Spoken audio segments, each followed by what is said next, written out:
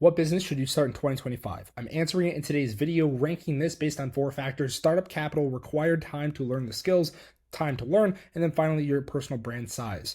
My name's Alex Davis. I've literally made $72,000 in the last 19 months, and I'm making this video because I get DMs, I get texts and emails every day from random people like you that want to know what business to start. What is the easiest thing to get into? There are a lot of controversies on the internet. I'm going to give you my honest, unfiltered, unbiased response to all of these people that are asking the question. So here it is. Let's start off with the classic SMMA. The founder was Ty Lopez back in 2016. He thought it was a good idea to go to local businesses, record content for them, find a media buyer somewhere off into the ether. They can do the work, you can get the money, and you're going to split it with your contractor. You're going to get the clients, they're going to get the results. Iman Gadji comes around and he shakes the whole internet up. He says the SMMA itself isn't just stopping at local businesses with video services. We're going to expand it. We're going to do Facebook ads for them. And this is where the entire SMMA concept went off the rails. People do make money. People have made money. No, this is not a saturation problem. It's a deeper problem that you guys probably don't even understand. You're 16, 17, maybe 18 years old, and you think that you're going to cold call a local business owner who's 60 years old, who's had spam calls every day since they even opened their doors, and you think that you're going to convince this local business owner to hand you a check over the phone if she's never met you to run their Facebook ads. Most businesses are built off the backs of referrals and Facebook ads. And I want you to understand for a second that if you hire a Pakistan or a Filipino media buyer who has results, fake results, of course, but let's say the results are real. They go into this Facebook ad account of this local business and they try to do something. Facebook says, no, we don't like that. They block the ad account. Now that local business could never run ads ever again in their entire, unless they pay $8,000, of course. Unless they pay $8,000, that business will never see the light of day for running ads. And this is a massive problem. But you guys don't understand because you're like, oh, I'm just going to make 10K a month. I'm going to retire my mom. You don't get it, Alex. I do get it. It happened to me, and it's going to happen to you. So for that reason, I would tell you that SMMA honestly is a C-tier business model. You are basically having zero startup capital. The time to learn Facebook ads, if you weren't going to hire a media buyer, I would say is it a year, maybe 2 years. I know some media buyers that are just incredibly good, but the fundamental problem is you guys don't know what you're doing. You're going to hire somebody who lives in a foreign country that doesn't even understand English as a language. They don't understand American trends. If they create a copy that Facebook doesn't like, or even if they create a really good creative or any type of copy that Facebook does like, the audience might not resonate with it. If the targeting's off, if any piece of the copy doesn't convert, if the leads come in but they don't hit the CRM correctly, if you're not tagging it and go high level, if you miss out on one piece of the funnel, start to stop, click to close, your leads are going to fall through. And then all of a sudden you're going to get refunds, chargebacks, and maybe even a lawsuit because you didn't do your job. And that's the entire thing with SMMA. Copywriting. I have a lot of students in my program that have done copywriting. I don't teach copywriting. I don't necessarily know the vast majority of things about copywriting, but I do understand English. I took AP Literature and AP Lang, which is AP Language, in high school, and I have a wide variety of vocabulary. The idea with copywriting is you're taking the American language, the written word, and you're going to try to persuade people to buy your stuff. So for people that don't understand this, let's go to a local business like a coffee shop. You're going to write on their landing page or on their ad or on a video, a description or an Instagram post or on an actual static post itself, something that will convince people that are looking at it, oh my gosh, I need to go into this coffee shop. I need to buy this thing. I need to go ahead and take action right away. You're creating urgency, scarcity. There's a bunch of people who teach this. There are younger guys like Ben Bader, Cardinal Mason, KJ Rainey that are teaching this right now as we speak that have big personal brands. I honestly think that you shouldn't get into it. If you look at Ben Bader, Cardinal, or any of these guys, they make more money selling the course about copywriting than they actually do copywriting for their clients. Now, no, I'm not saying that this does not work. You could put this in tandem with something like email automation. If you're going to do copywriting, what you need to do is you need to have a bigger, stronger offer than just I will write copy for you. That doesn't work. I will rebuild your funnel and I will turn it on and I will add my copy into the funnel, which is an added bonus, but you're going to ultimately have to stack this with one other skill that I'm talking about here in order for it to actually work properly, which is why I would say that copywriting is probably a B tier. There's a lot of people who make a lot of money. Like I said, my student made 20 grand last month. Ben, I don't even know anything about copywriting. I did not teach him. I'm not even gonna lie. Like, he has learned all this stuff from KJ. He's doing something correct, but he's also running ads. He's getting people to come into an actual calendar and he's booking them on a call and he's closing them, and then he's doing other things than just doing copy. He's writing their funnels, he's writing their ads, he's building the whole system out, and then when that person makes money on the back end, then he'll do a rev share, and then he'll also have a retainer on top of it. Email marketing. Emails, I think, are out the window. A lot of people say that emails are the source and the gold mine for money. I'm going to be controversial. I've never opened a spam email. I've never opened a marketing email from any business in my entire life. That is me. I live in 2025 and I'm 21 years old. If I don't do it, chances are other people aren't doing it either. I think, yes, you can use Instantly, Lemlist, something to mass shoot out a bunch of emails to try to get clients, and you can do that for other clients. But the honest truth is, if you're going that route, if you're going into the social media trying to get people onto a calendar or trying to push people to a newsletter, I get it. Like, the idea of email is cool. You get to own the traffic. It's not like a social media platform where you can quote unquote get shut down. But let's be honest. Why would you even get shut down on Instagram, Facebook, or, well, TikTok's getting shut down? But the truth is, about emails specifically, they're not as cool as you think. The open rates are really small.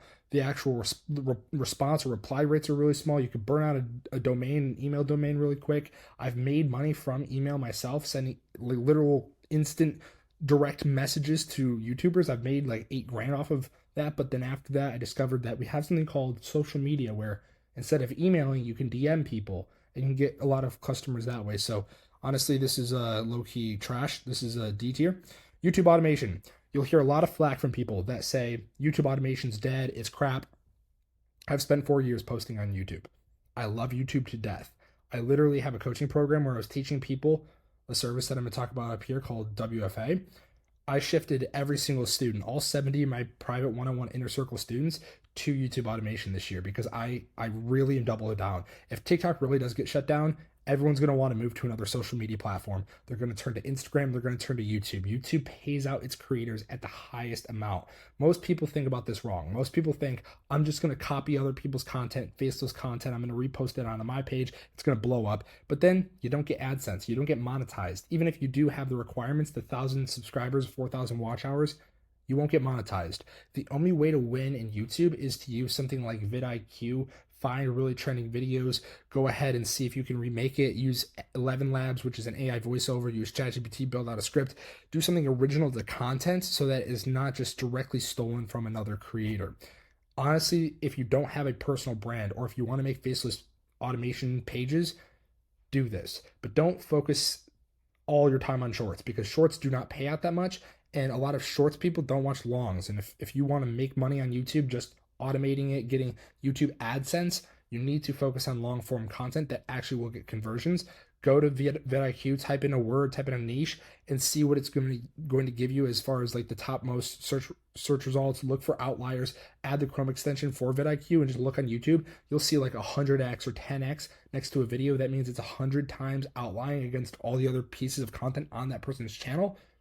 This will give you a room to recreate this video in your own spin and probably still get a lot of traction, and then you could probably monetize if you have those monetization requirements, which is 1,000 subscribers, 4,000 watch hours. YouTube automation is definitely A tier. I'm only giving one person an S tier in this entire video, and I'm going to get to that at the end, but make sure you stick around for that, guys. Organic e-com. The premise here is you go ahead and you go on and you create a burner account on Instagram, on TikTok, and you just start scrolling for drop shipping things. Products, you go ahead and you follow all the drop shipping pages, and you find somebody, like let's say it's like a fan or something, like a light fan. You find a bunch of pages to see if there's light fans that are also selling this light fan thing. And you're going to use a service like DSers or AliExpress or some other organic e-com drop shipping service site, and you're going to go ahead and you're going to source this product from China somewhere. You're going to build out a little nice Shopify store for like $1, and then you're going to go ahead and you're going to start pumping out organic content. That content's going to go viral. People are going to want to buy the product that is in the video.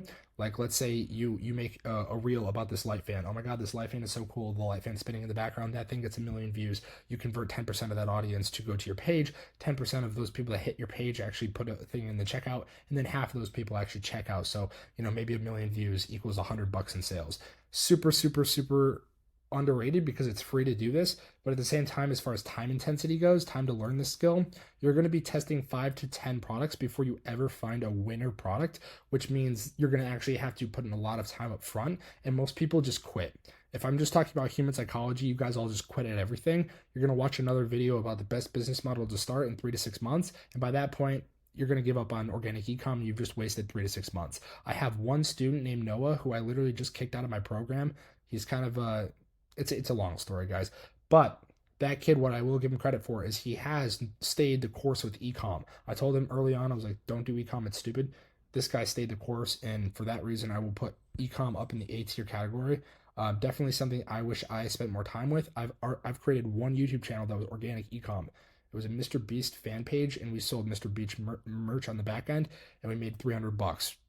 Big whoop. But out of that, we had 6 million views, 6 million people hit that page. I had 6,000 subscribers, and we made $300. And those two people that actually bought merch did not even come from the YouTube channel. They just came from organic Google. All right, paid ecom. This is like organic ecom where you're posting free videos, but now you take those winning videos and you put an ad budget behind it and you target specifically to people that you think that are going to actually want to buy this product. I think this is a good idea. What I would do is I would tag this into something with a personal brand. If you have the money to spend, which I mean like $5,000 to start with any type of thing where it requires you to run ads, if you have $5,000, what I would say is go ahead and start building a personal brand. Get people to fall in love with you, and then find a product that every single person in your audience, based on what your interest topics are, build a product that they want to actually have in their life. Maybe it's a journal, maybe it's a diary, maybe it's a pen that glows, maybe it's a water bottle when you're running if you're a fitness influencer, maybe it's a type of supplement, or maybe an energy drink brand. The problem is you guys want to try to drop ship things from China, but you guys realize like Chinese products suck. So you'll get a lot of one-time customers, and the store will have a massive spike in sales if you have a lot of traction. But the problem is that those reoccurring customers, people that buy again and again and again, you won't have that because this thing is not sustainable, and you're burning all your money on ecom. I had a pre-workout brand with my buddy, and he was spending so much money on ads. The pre-workout was selling out like crazy in our local market, but ultimately it was not sustainable. I would put paid ecom even lower than organic. I'd put that down in the DT. I'll put that in the F tier category. I don't think any single person in a beginning position should do this. Growth operating.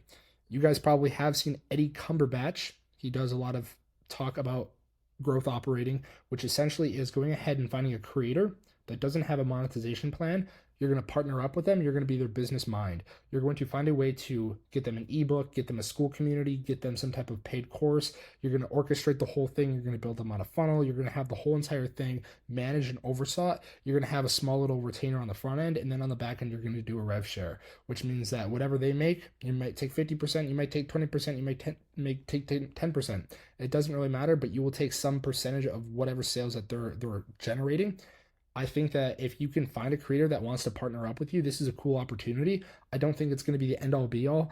I know that if you had somebody, let's say you have maybe 1,000 followers on Instagram, you've never been a business, this is a beginner friendly thing, and you're talking to somebody with 300,000 followers and a massive audience. If you do something incorrectly, or you talk to them about something that they go ahead and apply and it destroys their entire audience, I would not say that this is a very friendly thing to get into. The idea is great. You're going ahead and you're going to help this creator make money, but you don't really know much about business and you're super young. You're going to listen to some guy on YouTube like me tell you what to do, and then you're going to go ahead and you're going to tell your creator to do that, and your creator's going to do that, and then all the reputation on his brand is going to get destroyed, and now all of a sudden he doesn't have an audience anymore, and now it's your fault. I don't think this is the first thing you should get into. If you're good at working with creators, UGC or whatever, and you've done this before, and you have a clear monetization path that you can replicate over and over and over again. Let's say that it's funnels that push. Let's say this. Your creator just has 300,000 followers on Instagram. They make video after video after video. You tell them, hey, look, at the end of the video, I want you to tell people to comment a keyword. The keyword is going to be help. People comment that keyword, and then ManyChat is hooked up to the comments and the DMs, and it's going to send them a free PDF, a guide on whatever that influencer is talking about. Then all of a sudden, this audience member has a free 10-step guide, which is super valuable, and they got it for free. At the end of that free guide, they have a little link which goes to a checkout page to join an Inner Circle membership with that actual creator, where the creator will do a weekly call with you for the price of maybe $400 a month. That's a recurring thing that you sign up for, you join, and now once a week or twice a week or whatever, you get to talk to your favorite creator after going through his free thing. You build that whole funnel out. You have the systems, the automations with Go High Level, however it is, email marketing on the back end, which is something we already talked about. Now all of a sudden you actually feel like you have a valuable service and you replicate this with multiple creators across multiple platforms. They're making a lot of money. You're taking rev split. It's totally a doable thing. If you know how to do that early on as a beginner, great, go for it. But this is a beginner friendly business video, and I don't think that this is a beginner friendly business model. So I would put this right next to SMMA C tier. School. Anything that is trending will eventually lose hype. And a lot of people are flooding to School. School came out with Alex Hormozi. I don't know if you guys know this story, but the real founder of School, his name is Sam Ovens. Sam Ovens owned a company called Consulting.com prior to this and was pumping so much money every single day into Facebook ads. I personally, 17 years old, I bought this course. It was like $2,000. Super expensive. Now, it was an incredibly valuable course. Sam built that company and then sold it. Why? Because he wanted to touch into the education space. Built School.com. Alex Hormozi at the time was blowing up. Alex Hormozi had his $100 million leads book that launched. Found a great opportunity to invest into School. They had a great launch, and everybody has been building school communities. Look at my criteria here. You need a massive personal brand. If you yourself know that your personal brand, 10,000, 100,000, a million people want to be a part of some type of group where they pay monthly for it, great. Put them all in School. But let's just say that School doesn't stick around for 5-10 years. Now all of a sudden you have all these people on this platform paying, and then they fall off. And if you don't have any followers and you're pushing everything to School and then School doesn't even work out, that's honestly not a bet that I would be willing to make. And I love Alex Hormozi to death. I love the guy. I love all the content that he shares. But honestly, any type of social media platform that is very trendy, there was one that I used to join called Clubhouse back when I was 17 years old. This thing was huge. Grant Cardone was on it. Elon Musk was on it. All the big names in the world were on it. Lewis Howes. It was exploding.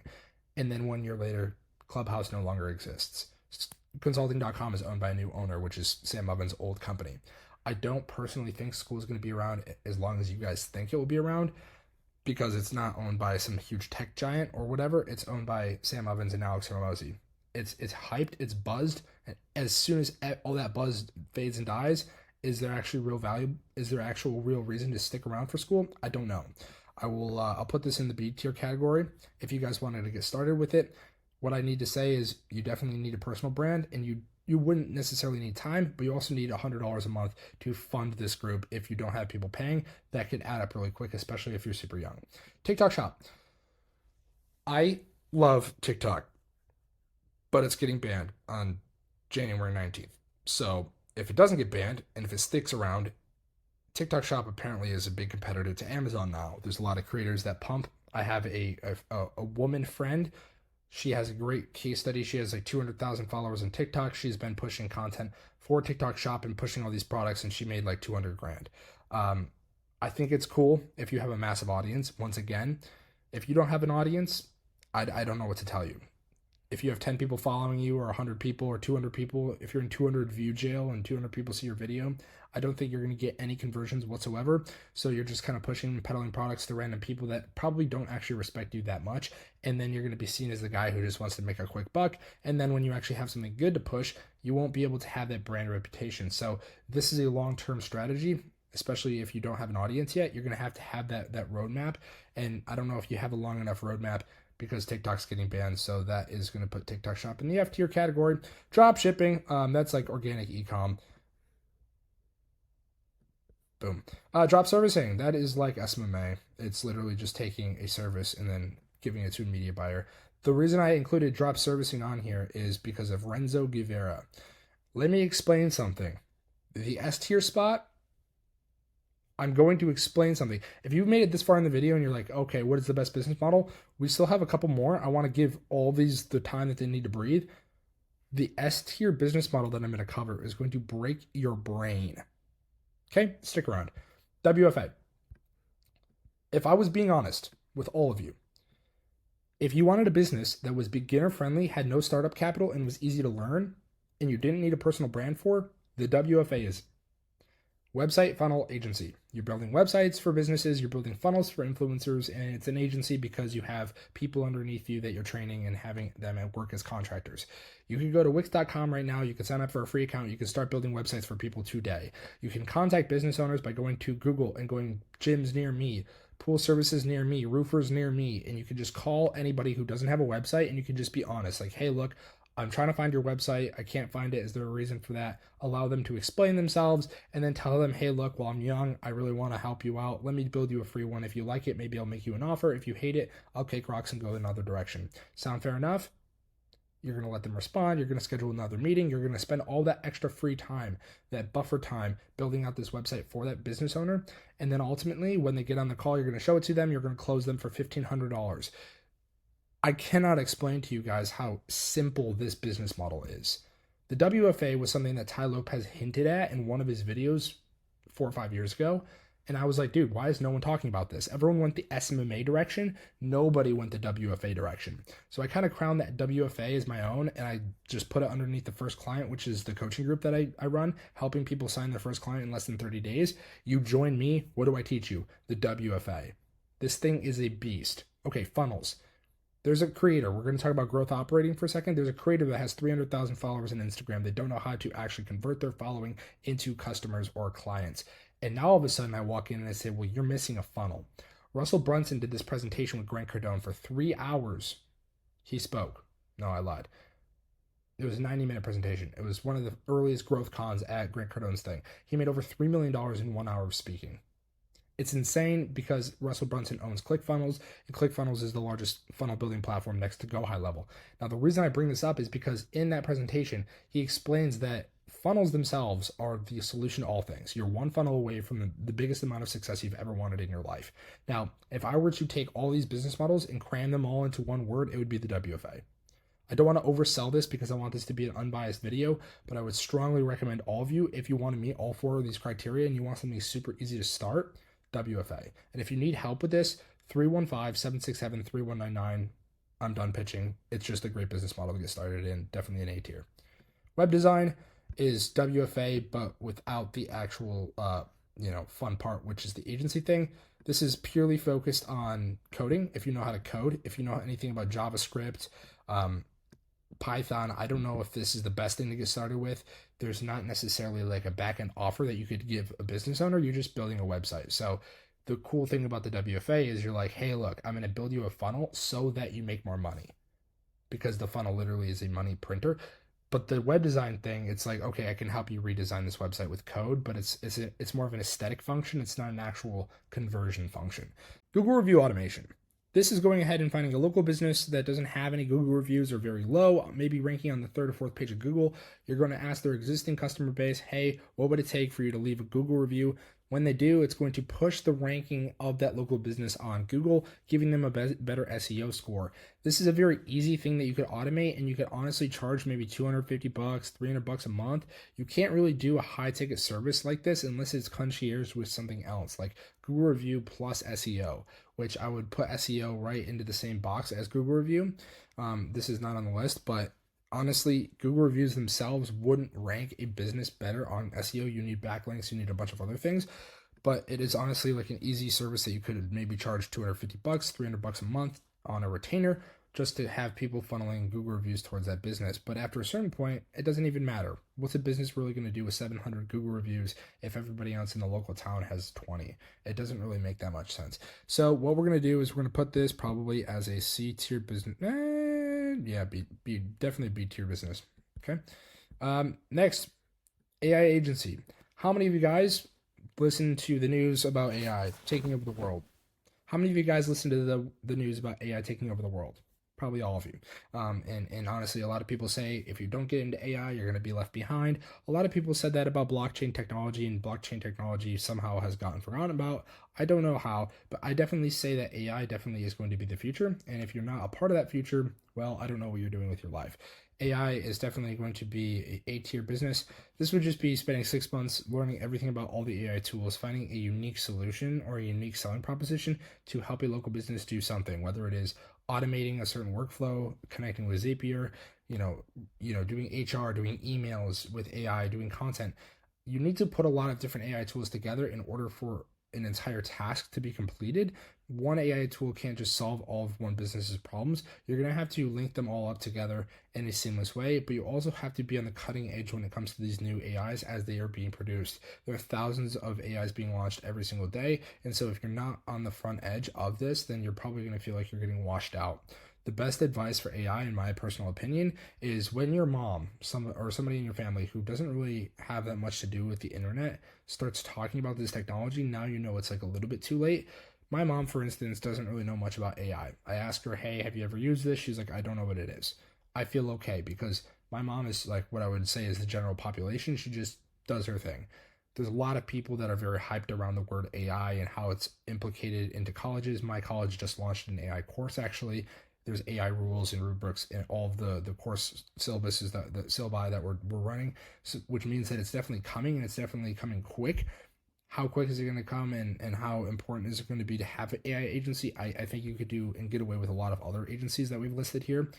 And honestly, I think you should prioritize other things and then incorporate AI into those agencies. Having an AI specific agency, I don't know if there's a spot for it. SaaS. When people are talking about SaaS, they're talking about reselling Go High Level. People want to act all fancy, software as sold as a service. They want to say, "Oh my God, I'm so cool," and in reality, they're not. They're taking Go High Level, which is the largest SaaS, and they're reselling it with their own brand. Thomas Gannett is the famous case study of this. This kid has 90,000 subscribers on YouTube, and he literally popped off with 100K a month in revenue just selling Go High Level affiliates, and then he started to rebrand Go High Level, and then he would just resell it for himself and for his med spa clients. And this is honestly the most genius thing I'd ever seen anyone do. Iman Gadji did something similar with his Educate brand. He says he has an online education platform, and then he's reselling SaaS and all this stuff. It's just a lot of people that say SaaS are saying Go High Level being resold. And I honestly, it kind of pisses me off, but we're just going to ignore that. Honestly, SaaS, you need an audience, you need a personal brand, you need people to push this product to, or you need mass adoption in some way with ads. And I don't think that you guys have a lot of money to spend. This is definitely a C tier business.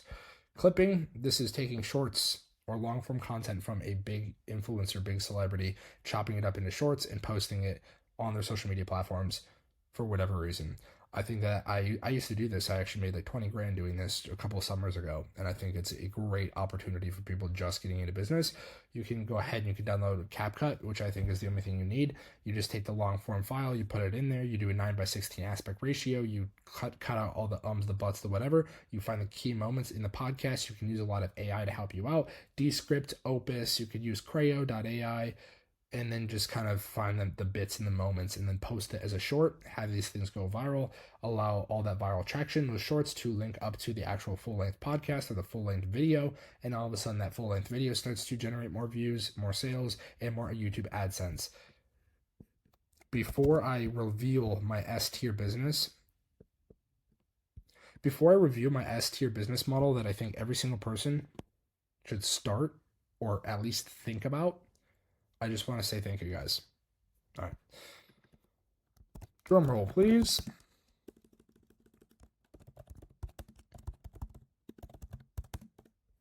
The S-tier business model is unique mechanisms. Everything that I just listed, every business model that I just gave you, they're all what I would call a unique mechanism. Meaning, I can't... Every business model that I just listed out for you is a unique mechanism. Everybody likes novelty. A lot of influencers capitalize on this. Iman Gadji says, I'm the father of SMMA. Jordan Welsh, I do e-com. Renzo Guevara does drop servicing. Everybody has a name and a unique way of putting and phrasing the business model that they promote, and they are known in tangent with that business model and what dream outcome it generates. And so the best way to do this business model thing is, if you want to stay ahead of the curve, you have to create your own name. In my personal opinion, I took the WFA, Website Funnel Agency, from Ty Lopez. He wasn't using it. I took it. That's my unique mechanism. It's my unique mechanism for achieving the dream outcome in time delay with effort and sacrifice, which is the value equation that Alex Hormozi talks about. This is the most fundamental, crucial thing online in social media. Because the honest opinion, guys, is I would say don't start any business model and just start building a personal brand and then just sell a unique mechanism of some kind. Find a problem that you solved 3 years ago in your life, brand it, create a unique mechanism name for it, and then just sell everybody and teach everybody a roadmap on how to do that thing. Because honestly, this is how all these influencers and gurus are flexing Lambos and Ferraris and Bugattis. They are literally just selling a name of a type of business model that you should get into. Start going online, start searching around. You're going to see new business models always popping up. Crypto, Bitcoin, NFTs, Forex. Like, these are the old standard traditional ones. But how can somebody take those words and flip it into, okay, well, what I do is I do trade servicing. It's like, what the fuck is that? Drop servicing. It's like drop shipping, but servicing. Drop servicing. It's like the whole thing is screwed up. And these creators don't make money doing the thing. They just make money selling the dream of doing the thing. So in my honest opinion, that's what I think you guys should do in 2025. Build a personal brand, sell a unique mechanism, make a shit ton of money, and call me and say, Alex, you're a fucking genius. With that said, guys, I love you very much. I'll see you. Peace out.